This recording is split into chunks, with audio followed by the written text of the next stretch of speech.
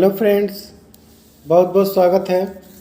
और आज मैं बात करूंगा अपने चैनल मनोज सोनी एक्सपर्ट पे। और आज का टॉपिक है पेज मेकर में एलिमेंट मेनू। तो एलिमेंट मेनू में देख रहे हैं जैसा कि सबसे पहले फिल है, स्ट्रोक है, फिल स्ट्रोक है, फ्रेम है, अरेंज है, अलाइन है, टेस्ट है। तो उसके साथ साथ और भी है ग्रुप अनग्रुप, लॉक अनलॉक। तो चलिए देखते हैं इस मेनू के बारे में आज पूरी जानकारी। तो सबसे पहले जैसे कि यहाँ पे फिल लिखा हुआ है, अगर हम यहाँ पे कोई ऑब्जेक्ट ऐसे ड्रा करते हैं तो इसके लिए सबसे पहले हम यहाँ पे जाएंगे फिल में। और फिल में जाने के बाद यहाँ पे देख रहे हैं कि अलग अलग पैटर्न है, ऐसा पैटर्न भरा जा रहा है। तो यानी कि इस फिल का जो प्रयोग है, यहाँ पे मैंने एक नोट बनाया है। इस नोट में लिखा है, आप इसको अपने कॉपी पेन लेके बैठ जाइए और इसको उतार लीजिए। लिखा है फिल माने किसी ऑब्जेक्ट में कलर पैटर्न भरना। तो यहाँ पे एक पैटर्न भर दिए, आप इसमें कलर भी कर सकते हैं। तो ये सारी चीज़ें जो हैं इसके अंदर आप भर सकते हैं। ये होता है आपका एक प्रकार से कलर पैटर्न भरना। तो दूसरा है स्ट्रोक। स्ट्रोक माने जैसा कि आप जानते हैं कि ये जो आउटलाइन है, इसका आउटलाइन भरने को हम स्ट्रोक कहते हैं। तो देख रहे हैं कि अगर हम यहाँ 4 पॉइंट कर दिए तो इसका आउटलाइन थोड़ा मोटा हो गया।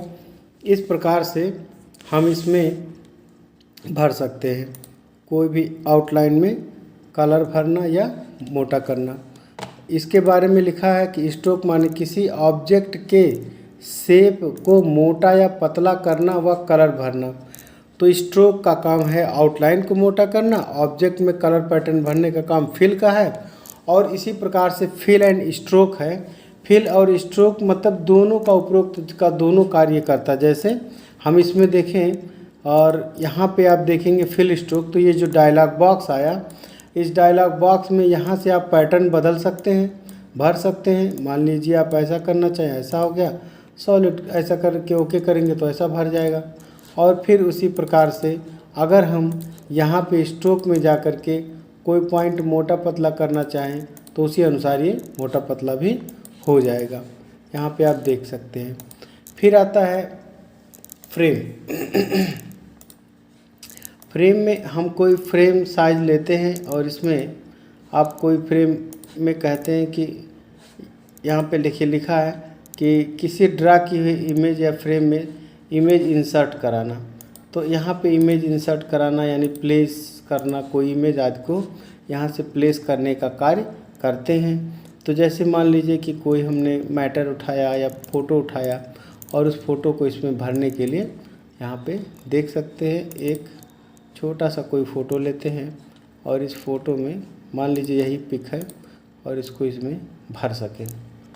तो ऐसा हम फिल कर सकते हैं।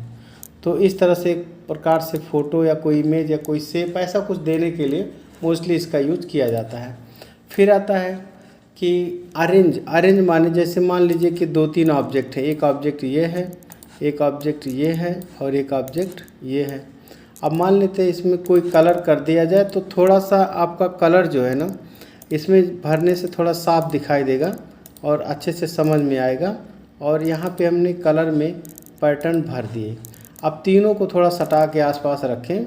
अब तीनों को हमने सेलेक्ट कर लिया। यहाँ बाहर से देखिए सेलेक्ट कर रहे हैं, सेलेक्ट हो गया। सेलेक्ट होने के बाद यहाँ पे आप देख पा रहे हैं अरेंज लिखा है। अरेंज माने अभी देखिए एक को सेलेक्ट करते, मान लिया लाल वाले को सेलेक्ट किए, तो लाल वाले को सेलेक्ट करके अगर हम इसे पीछे भेजना चाहें तो बैक शून्य बैक कर देंगे तो एकदम पीछे जाएगा। और अगर इसी में जाके send backward I mean bring forward करेंगे तो एक के ऊपर आएगा। अच्छा, लाल वाला सेलेक्ट है और इसको ब्रिंग फॉरवर्ड कर रहे हैं तो एक ऑब्जेक्ट के ऊपर आना चाहिए। ये नहीं आ रहा, क्या बात है, देख लेते हैं। ब्रिंग टू फ्रंट कर रहे हैं, एकदम ऊपर आ गया। और अगर सेंड टू बैक कर रहे हैं तो एक ऑब्जेक्ट के देखिए पीछे गया और एक ऑब्जेक्ट के फिर पीछे भेजना चाह रहे हैं तो फिर सेंड बैकवर्ड करेंगे।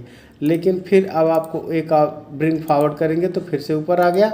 और फिर अब जब आप ब्रिंग फॉरवर्ड करेंगे तो या फ्रंट कर देंगे तो सबसे ऊपर आ जाएगा। इस तरह से ऑब्जेक्ट को ऊपर या नीचे व्यवस्थित कर सकते हैं। इसका शॉर्टकट की है कंट्रोल शिफ्ट के साथ ग्रेटर देन, कंट्रोल के साथ ग्रेटर देन, कंट्रोल के साथ लेस देन, और इस तरह से जो ये ग्रेटर और लेस का ये जो कोष्टक है इसको आप यूज कर सकते हैं। अलाइन ऑब्जेक्ट मतलब होता है ना कि अलाइनमेंट देना। जैसे मान लीजिए तीनों जैसे सेलेक्ट किए हैं और यहाँ पे जाएंगे और अलाइन पर क्लिक करेंगे तो यहाँ पे देखिए दोनों सेंटर सेंटर करके ओके कर दिए तो एकदम बीचों बीच आ गया।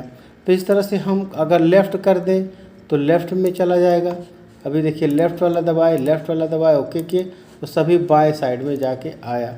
बट ये छोटा बड़ा साइज़ के नाते पता नहीं चल पा रहा है, नॉर्मल साइज़ के नाते अलग अलग साइज़ होती तो ज़्यादा क्लियर हो पाता। फिर आता है कि अलाइन के बाद टेस्ट रैप क्या है।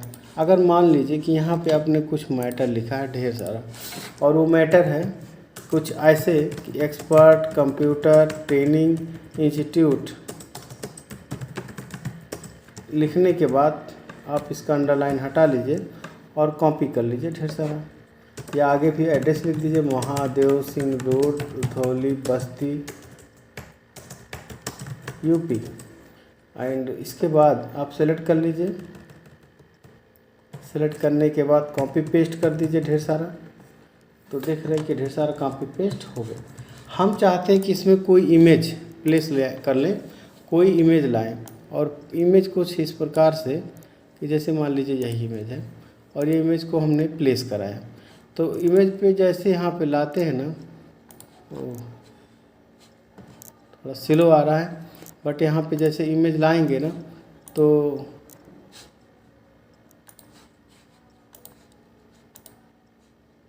फिर से एक इमेज प्लेस कराते हैं। यहाँ पे देखिए वो शायद आया नहीं फ़ोटो। अब चलिए फिर से इसको लाते हैं, इंसर्ट किए और यस किए।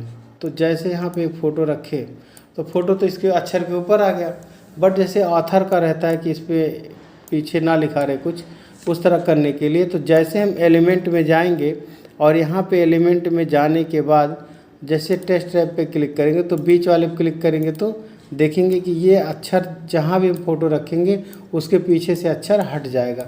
चाहे हम बीच में रखें, चाहे किनारे रखें, चाहे इस किनारे रखें, तो कहीं भी रखने पर उसके पीछे से अक्षर हट जाने को हम टेस्ट रैप कहते हैं। अच्छा, इसके बाद अगला है ग्रुप अनग्रुप। ग्रुप अनग्रुप का मतलब आप समझते होंगे, ज़रा भी आपको जानकारी होगी कंप्यूटर में। तो आप यहाँ पे तीनों सेलेक्ट किए और सेलेक्ट करने के बाद अगर आप ग्रुप कर दिए तो एक समूह में हो गया, और जैसे आप इसको समूह हटाना चाहते हैं तो इसके लिए फिर से अब जैसे ये ग्रुप में हो गया तो तीनों एक साथ जाएगा कहीं भी। देख रहे हैं छोटा बड़ा करेंगे तो भी, लेकिन ये अलग अलग नहीं होगा। तो अलग अलग करने के लिए हमारे पास है अनग्रुप, कंट्रोल शिफ्ट जी। कंट्रोल जी से अगर ग्रुप होता है तो कंट्रोल शिफ्ट जी से अनग्रुप होता है। तो हमने अनग्रुप कर दिया। अब देखिए ऑब्जेक्ट अलग अलग हो रहे हैं। तो इस तरह से हम ऑब्जेक्ट में समूह करना या समूह से हटा देना, ये सब काम इससे करते हैं। कोई ऑब्जेक्ट अगर यहाँ पे लॉक कर दिया जाए तो लॉक करने का मतलब होता है कि यहाँ पे वो चीज़ लॉक हो जाएगी। जैसे आप यहाँ पे एक सेलेक्ट किए पीला वाला और इसको लॉक कर दिए तो कंट्रोल एल से लॉक होता है। अब यहाँ से इसको बगल ले जा रहे हैं तो देख रहे हैं एक ताला बन के आ रहा है, मतलब ये ताला बन गया, मतलब लॉक हो गया, ये कहीं पर अब और मूव नहीं करेगा। जबकि इस पर देखिए नहीं कुछ किए तो ये सब मूव हो रहे हैं, लेकिन ये पीला वाला मूव नहीं होगा। ये तब मूव होगा जब हम एलिमेंट में जाके फिर से अनलॉक करेंगे तब। तो इस तरह से देखिए हम अनलॉक कर दिए। तो ये सारी चीज़ें आज इतना इस चीज़ में इम्पॉर्टेंट चीज़ें बताएं। दो इम्पॉर्टेंट चीज़ें और बताते चलते हैं। देखिए एक होता है पॉलीगॉन, ऐसे कई भुजाओं वाले एंगल को पॉलीगॉन कहते हैं।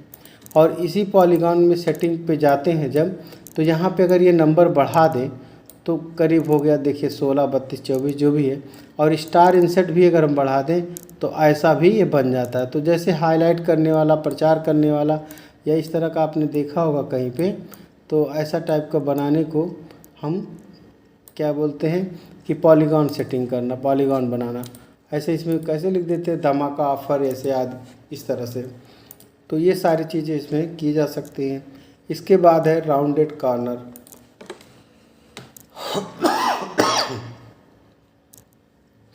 राउंडेड कॉर्नर का मतलब है जैसे आप एक कोई ऑब्जेक्ट ड्रा किए और इसका कोना आप गोल करना चाहते तो इस पे जाइए और उसके बाद जो भी कॉर्नर पसंद आए ओके करिए, वैसा ये गोल हो जाएगा। तो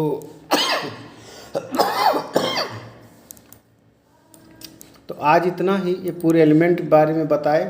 तो ज़रूर आपको वीडियो पसंद आया होगा। Thank you very much. तो फ्रेंड्स, एलिमेंट मेनू के बारे में पूरा लिख लीजिए। एलिमेंट मेनू में जो इसका मैं नोट लिखा हूँ उसको लिख लीजिए। फिल स्ट्रोक और फिल एंड स्ट्रोक, फ्रेम और arrange, align object, text wrap, group, ungroup, lock, unlock. तो पेज को रोक करके और आप इसका स्नैपशॉट लेके अपने नोट्स में लिख लीजिएगा। इससे ये आपको मदद करेगा।